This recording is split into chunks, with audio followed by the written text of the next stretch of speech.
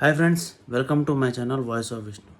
Friends, మీకు తెలిసిందే కదా, India versus Australia border Gavaskar trophy అడ్లైట్ oval వేదిక జరుగుతుంది.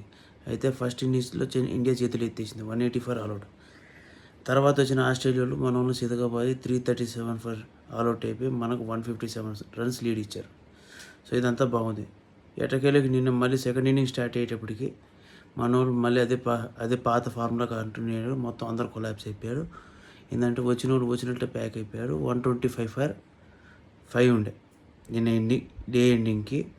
పంత్, నితీష్ కుమార్ రెడ్డి బ్యాటింగ్ చేస్తారు.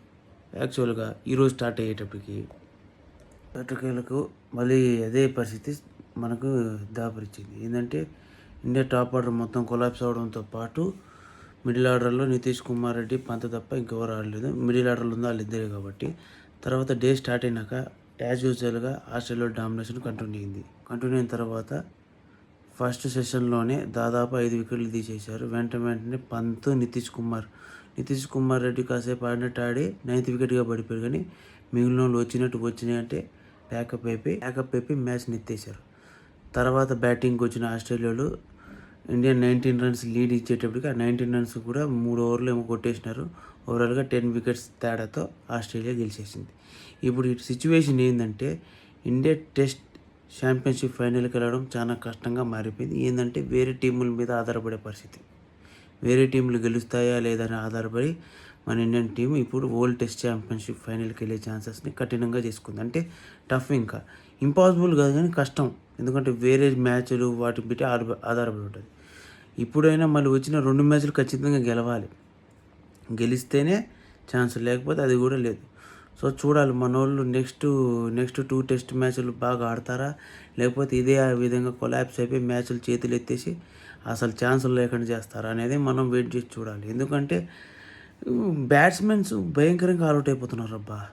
అసలు ఎక్కువసేపు నిలబడలేదు. 20-30 రన్లు కొట్టేసి వికెట్లు పడిపోతున్నాయి. మరి మెయిన్ బ్యాట్స్మెన్స్, ఎక్స్పెక్టేషన్స్ పెట్టుకున్న బ్యాట్స్మెన్స్ అయితే చేతులు ఎత్తేస్తున్నారు అబ్బా. మెయిన్ విరాట్ కోహ్లీ కానీ, ఇది రోహిత్ శర్మ కానీ, మిడిల్ ఆర్డర్లో వేరే వాళ్ళు పంత్ కానీ, వాళ్ళందరూ చేతులు ఎత్తేసేటప్పటికి లాస్ట్కి టైలెండర్స్కి వచ్చేటప్పటికి బడన్ ఎక్కువ పడుతుంది. వాళ్ళేమో కొట్టలేక ఒక 20-30 రన్లు కొట్టి అలా ఆల్అవుట్ అయిపోతున్నారు. తర్వాత వాళ్ళు డిఫెండ్ చేసుకోవడానికి స్కోర్ అయినా కావాలి కదా. మినిమం 200-250 ఉంటే డిఫెండ్ చేసుకోగలుగుతారు. మరి 120 180 175 ఆల్అవుట్ అయిపోతుంటే టైలెండర్ బౌలర్స్ ఎన్నిసార్లు డిఫెండ్ చేస్తారు? అంత లోయెస్ట్ స్కోర్ని డిఫెండ్ చేయడం కష్టం కదా. ఎందుకంటే ఆపోజిట్గా ఉంది ఆస్ట్రేలియా ప్రతిసారి చేతులు ఎత్తేది కదా. అదే లాస్ట్ మ్యాచ్ నుంచి నేర్చుకొని ఈ మ్యాచ్ కొంచెం టఫ్గా స్టార్ట్ చేశారు. కానీ ఇక్కడ ఆ డిసడ్వాంటేజ్ ఏంటంటే మన వాళ్ళకి పింక్ బాల్ ఆడిన అనుభవం చాలా తక్కువ. ఒక 3-4 మ్యాచ్లు ఏమో ఆడినారు డే అండ్ నైట్ మ్యాచ్. కానీ ఆస్ట్రేలియా వాళ్ళు కొంచెం ఎక్కువ, వాళ్ళు కొన్ని ఎక్కువ మ్యాచ్లు ఆడినట్టున్నారు. సో దాన్ని బట్టి వాళ్ళకి అడ్వాంటేజ్ ఉంది. పింక్ బాల్ కొంచెం ఎక్కువ బౌన్స్ స్వింగ్ అవుతుంది కాబట్టి అది మన వాళ్ళు స్టడీ చేయలేక చేతులు ఎత్తేసారు అనుకుంటున్నా నేను. తర్వాత నెక్స్ట్ కమింగ్ మ్యాచెస్లో ఇంకా మన వాళ్ళు ఈ మ్యాచ్ నుంచి పాఠం నేర్చుకొని, ఇదే 2.5 రోజుల మ్యాచ్ అయిపోయింది కదా సెకండ్ టెస్ట్.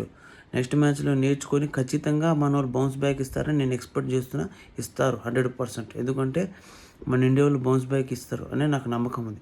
సో ఫ్రెండ్స్, మీకు కానీ వీడియో ఇస్తే లైక్ చేసి subscribe to my channel voice of Vishnu. ఇట్లాంటి వీడియోస్ కోసం నా ఛానల్ లైక్ చేసి సబ్స్క్రైబ్ చేసుకోవడంతో పాటు బెల్ ఐకాన్ నొత్తి ఆల్ ఆప్షన్ ఆన్లో పెట్టుకుంటే నాకు చాలా హెల్ప్ అవుతుంది. Thank you for watching. Stay tune.